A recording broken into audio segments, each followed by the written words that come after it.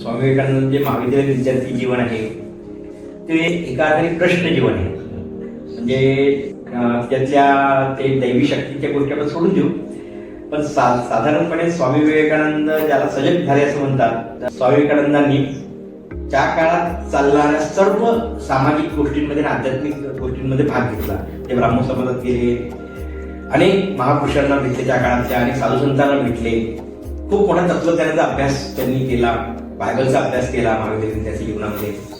आणि या सगळ्या याच्यामध्ये अभ्यास करत असताना तरुण कशाला माहिती होता, प्रश्न पडणाऱ्या माणसाला तरुण. तर त्याला सतत प्रश्न पडायचा की हे जे सगळं आहे ते सत्यपणे जाणलेलं आहे का.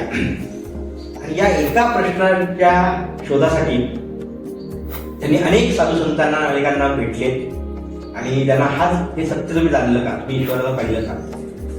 आणि असं करता करता करता करता त्यावेळेस त्यांच्या वयाच्या 16-17-18 वर्षी त्यांना एकाने असे एक परमहंस आहेत काली मठात खाली दक्षिणेश्वरीला, तिथे तू गेलास का कधी, तर तिथे जा. ते पोचले आणि पोचताच क्षणी त्यांना जे उत्तर मिळालं ते उत्तर असं होतं, हो मी पाहिला.